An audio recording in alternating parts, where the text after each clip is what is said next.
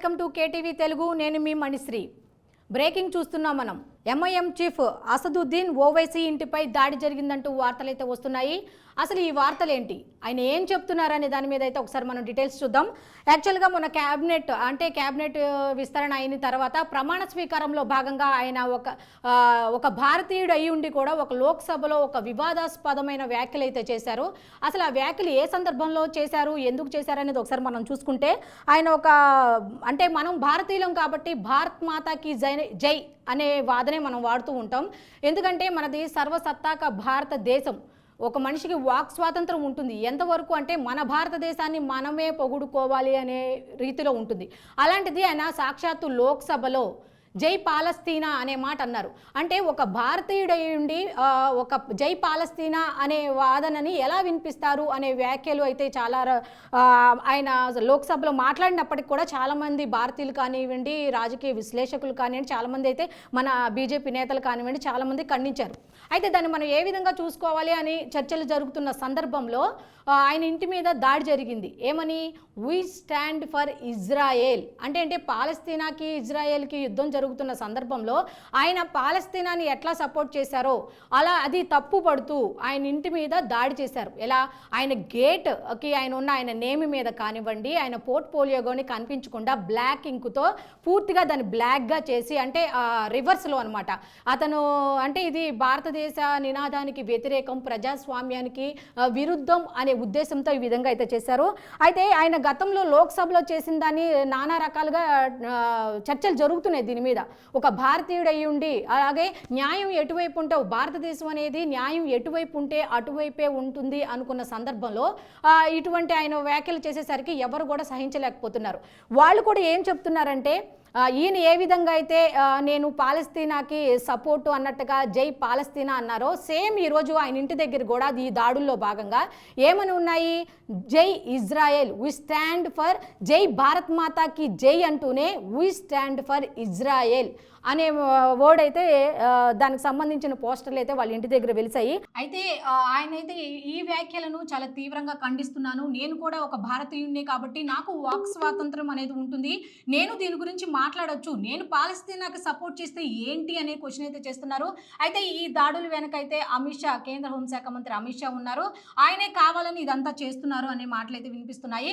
ఆయన స్పీకర్ ఓం బిర్లాను ఒక్కటే క్వశ్చన్ చేస్తున్నారు, మాకు భద్రత ఎలా కల్పిస్తారు, మాకు ఎంపీ ప్లేస్లో ఉన్న మాకే భద్రత లేకపోతే ఇక సామాన్యుల సంగతి ఏంటి, సర్వసత్తాక సార్వభౌమ దేశంలో మాట్లాడే స్వతంత్రం లేదా, మాకు ఏ విధంగా మీరు భద్రత కల్పిస్తారు, ఏ విధంగా మాకు స్వాతంత్రం, వాక్ స్వాతంత్రం అనేది కల్పిస్తారు, ఏ విధంగా మాకు భద్రత ఎలా ప్రొవైడ్ చేస్తారు అనేది ఆయన క్వశ్చన్ చేస్తున్నారు. ఆయన ట్వీట్ కూడా చేశారు దానికి సంబంధించిందే. అయితే రైట్, దీనికి సంబంధించి తెలంగాణ బ్యూరో చీఫ్ వసంత్ అందుబాటులో ఉన్నారు. వసంత్ చెప్పండి, ఇప్పుడు అసదుద్దీన్ ఓవైసీ ఇంటిపై దాడి జరిగింది, దీనికి సంబంధించి ఇన్ఫర్మేషన్ ఇవ్వాలి అనుకుంటే మీరు ఏం చెప్తారు, ఈ దాడులను ఏ విధంగా ఖండిస్తున్నారు? ముఖ్యంగా ఇక్కడ మనం చూసుకున్నట్లయితే ముందుగా అసలు అసదుద్దీన్ ఓవైసీ ఇంటిపైన దాడి జరగడానికి ముఖ్యమైన కారణం ఏంటంటే, నిన్న ప్రమాణ స్వీకారం సందర్భంగా ఆయన పార్లమెంట్ లో జై పాలిస్తాన్ అంటూ కూడా నినాదం చేశారు. ఈ నినాదానికి సంబంధించి దాదాపుగా అవతల దేశానికి సంబంధించిన పేరు, వేరే దేశం పేరు పార్లమెంట్ లో వినిపించడంతో ఇప్పుడు సర్వత్రా కూడాను కొంతమేర ఇప్పుడు ఎంపీలు కానివ్వండి, లేదంటే బీజేపీ కానివ్వండి, బీజేపీకి సంబంధించిన ఏదైతే హిందూ సంఘాలు ఇవన్నీ కూడాను కొంతమేర ఆయన మీద కోపంగా ఉన్నాయని చెప్పుకోవచ్చు. ముఖ్యంగా మనం చూసుకున్నట్లయితే వేరే దేశం పేరు పార్లమెంట్ లో ఎలా పలుకుతారు, ఎలా వాళ్ళని సమర్థిస్తూ చేస్తారంటే, అందరూ ఒకవైపు ఉంటే ఓవైసీ ఒకవైపు ఉన్నాడా అంటూ కూడాను ఆయన మీద సర్వత్రా కొంతమేర వ్యతిరేకత అయితే చాలా ఎక్కువగా వస్తుంది. ఎందుకంటే గతంలో కూడాను అసదుద్దీన్ ఓవైసీ అనేకమైన సంచలన వ్యాఖ్యలు చేస్తూ ఉంటాడు, ఎప్పుడు కూడాను వార్తల్లో నిలుస్తూ ఉంటాడు.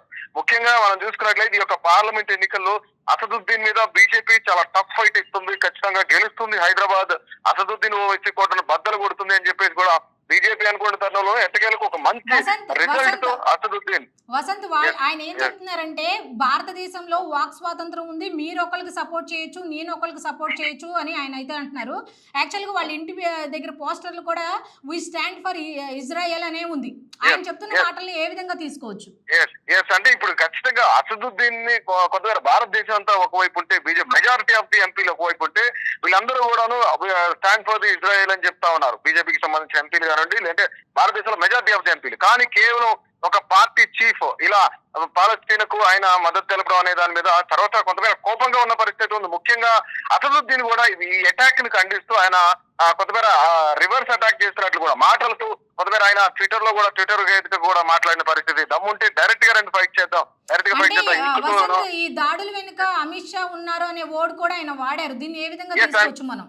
అపోజిషన్ అనుకుంటున్న పార్టీ ఏదైనా ఉందంటే బీజేపీ. ఎందుకంటే ఇప్పుడు ఆయన ఆరోపించాలంటే ఖచ్చితంగా బీజేపీనే ఆరోపించాలి. ఎందుకంటే ఆయన ఇటుపక్క కాంగ్రెస్ వాళ్ళతో కూడా కొంతమేర మంచిగా ఉంటారు కాబట్టి సో డెఫినెట్లీ ఆయనకి సంబంధించి ఎంఐఎం కి సంబంధించి ప్రధాన ప్రతిపక్షంగా చూసేది ఆయన ఎప్పుడు కూడాను బీజేపీనే కాబట్టి అందుకనే అమిత్ షా మీద ఈ దాడులు కనుక అమిత్ షానే ఉండి చేయిస్తున్నారు, అమిత్ షానే ముఖ్యమైన కారణం. అందుకనే అంటే బీజేపీ వాళ్ళందరూ ఇజ్రాయెల్ కి వాళ్ళు మద్దతు తెలుపుతున్నారు, నేను మాత్రం పాలస్తీనా అన్నాను కాబట్టి నా మీద దాడి జరిగిందని చెప్పేసి ఆయన ఆరోపిస్తున్నారు. ప్రధానంగా భారతదేశ హోంమంత్రి ఎవరైతే ఉన్నారో అమిత్ షా ఉన్నారో ఆయన ఈ కుట్ర వెనుకున్నారు. సో డెఫినెట్లీ ఆయన దీన్ని వెనుకుండి నడిపిస్తున్నారని కూడా ఓం బిర్లాకు ఆయన కొంతమేర ఓం బిర్లాని అడిగారు. అంటే భారతదేశంలో వాక్ స్వాతంత్రం ఉంది కానీ మాట్లాడినందుకు ఇలాంటి దాడులు జరుగుతాయా, ఎంపీలకు ఇచ్చే మీరు ఇదేనా రక్షణ అని చెప్పేసి ఓం బిర్లాను కూడా ఆయన అడిగారు ఇదే తరుణంలో. ఆయన అంటే ఓవరాల్ గా చూసుకుంటే ఒక రకంగా ఈ దాడులు కానీ దీన్ని కానీ ప్రతిఘటించాలంటే ఏ విధంగా చూసుకోవచ్చు ఓవరాల్ గా? అంటే ఇక్కడ ప్రతిఘటించడం అనేది కాకుండా ముఖ్యంగా వీళ్ళిద్దరి మధ్యలో చూసుకోవాలి. కంపేర్ చేస్తే అటు బీజేపీ ఓవైసీ మధ్యలో అంటే వీళ్ళు దేశవ్యాప్తంగా కూడా మేము శత్రువులుగా చూస్తున్నాం, శత్రువులుగా ఉంటున్నాం అని చెప్పేసి కొంతమేర బయటికి కనిపిస్తుంది.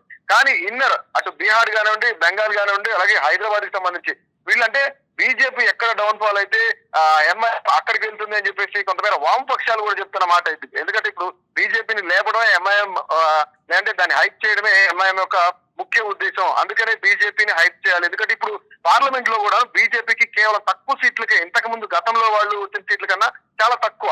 ఎందుకంటే మెజారిటీ కనీసం వాళ్ళు మ్యాజిక్ ఫిగర్ కూడా బీజేపీ దాటలేదు. బీజేపీ దేశంలో డౌన్ ఫాల్ అవుతుంది కాబట్టి అని చెప్పేసి ఓవైసీ మీద దాడులు చేయడం, ఓవైసీ బీజేపీ వాళ్ళని తిట్టడం, అంటే ఇలాంటివి జరిగితేనే బీజేపీకి మనుగడ ఉండబోతుందా, బీజేపీ హైప్ అవుతుంది, బీజేపీకి హైక్ ఇస్తున్నాడు ఓవైసీ అని చెప్పేసి రాజకీయ విశ్లేషకులు కూడా ప్రధానంగా మాట్లాడుకునే మాట. అసలు రాజకీయ వర్గాల్లో జరిగే చర్చ అయితే ముఖ్యంగా బీజేపీ కోసం ఓవైసీ ఏదైనా చేస్తాడు, ఓవైసీ కోసం బీజేపీ ఏదైనా చేస్తుంది, ఇదంతా కూడా వాళ్ళిద్దరు ఆడే నాటకం అని చెప్పేసి కొంతమంది రాజకీయ విశ్లేషకులు చెప్తున్నమాట. అయితే వసంత్, ఇప్పుడు మనం ఒక లోక్సభలో ఒక దేశాన్ని సపోర్ట్ చేస్తూ గతంలో ఎవరైనా చేసి ఉన్నారా, లేకపోతే ఈయన కొత్తగా తీసుకొచ్చిన సాంప్రదాయం అది? రైట్. అంటే గతంలో మనం ఇప్పుడు చూసుకున్నట్లయితే ఇంతకు ముందు మనకి రష్యాకి అలాగే ఉక్రెయిన్కి మధ్య దాడులు జరుగుతున్నాయి, వాళ్ళిద్దరి మధ్య యుద్ధం జరుగుతుంది. యుద్ధంలో కొంతమేర మనకు భారతదేశం ఉక్రెయిన్ కి హెల్ప్ చేసింది. కానీ మిత్రపక్షంగా రష్యాను చూస్తూ ఉంటారు. అంటే గతంలో కూడాను వేరే దేశాల పేర్లు పార్లమెంట్ లో లోక్సభలో వినిపించిన పరిస్థితి ఉంది. కానీ ఇప్పుడు కేవలం బీజేపీ అంతా కూడాను ఇజ్రాయెల్ కి సపోర్ట్ చేస్తుంది, ఎంఐఎం ఓవైసీ మాత్రం పాలస్తీనాకి సపోర్ట్ చేస్తారు. అంటే గతంలో కూడా జరిగింది, కాకపోతే ఇది పెద్ద దుమారంగా లేచింది. ఇక్కడ ఎట్లాంటి హిందూ సంఘాలు వర్సెస్ ముస్లిం సంఘాలుగా గొడవలు బయట పెట్టే ప్రయత్నం అయితే జరుగుతుందని చెప్పేసి కొంతమంది రాజకీయ పండితులు కూడా చెప్తున్న ముఖ్యమైన మాట ఏంటంటే అటుపక్క ఎంఐఎం అనేది పూర్తిగా ముస్లిం మజ్లిస్ పార్టీ, ఇటుపక్క బీజేపీ అనేది పూర్తిగా హిందుత్వం ఉన్న పార్టీ. సో అందుకనే వీళ్ళిద్దరి మధ్య కొంత వైరం పెంచాలి. ద సేమ్ టైం బీజేపీ దీంట్లో హైక్ తీసుకురావాలి, బీజేపీని హైక్ తీసుకురావాలనే నినాదం అయితే జరుగుతూ ఉంది. ముఖ్యంగా గతంలో కూడాను లోక్సభ పార్లమెంట్ లో అనేక మార్లు అనేక దేశాలకు సపోర్ట్ చేసిన పరిస్థితి కూడా ఉంది. Okay, thank you Vasant. Yes, ఇప్పుడు వసంత్ అందించిన ఇన్ఫర్మేషన్ ప్రకారం అయితే బీజేపీ కావాలనే తమపై దాడులు చేయిస్తోంది అని ఆయన అయితే ట్వీట్ కూడా చేశారు. అయితే బీజేపీకి అనుకున్నంత సీట్లు రాకపోవడం కానీ, ఓట్లు పడకపోవడం కానీ, దాన్ని కవర్ చేసుకోవడానికి అంటే ఏమాత్రం డౌన్ఫాల్ అయిపోతున్నామన్న సిచ్యువేషన్లో వాళ్ళని అప్ చేసుకోవడానికి ఇలాంటి దాడులకు ప్రతిఘటిస్తోంది అని అయితే వాళ్ళు అసదుద్దీన్ ఓవైసీ అయితే తన ట్వీట్లో కూడా చెప్పారు. అయితే ఆయన ఓం బిర్లాకి ఒకటే అడుగుతున్నారు, ఎంపీల పైన ఇటువంటి దాడులు చేస్తుంటే సామాన్య ప్రజల సంగతి ఏంటి, మాకు భద్రత ఏ విధంగా కల్పిస్తారు అంటే అంటూ ఆయన క్వశ్చన్ చేయడం జరిగింది. అయితే ఓం బిర్లా స్పీకర్గా ఉన్నారు కాబట్టి వాళ్ళు ఏ విధంగా రియాక్ట్ అవుతారు ఏంటి అనే దాని మీద మనం దీనికి సంబంధించిన డీటెయిల్స్ కూడా ముందు చూడాల్సి వస్తుంది.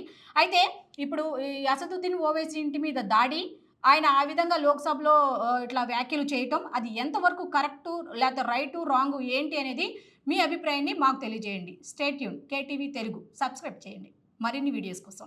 Please do subscribe to Please do subscribe to Please do subscribe to Please do subscribe to Please do subscribe to Please do subscribe to KTV Telugu KTV Telugu KTV Telugu. KTV Telugu KTV Telugu Please do subscribe to KTV Telugu.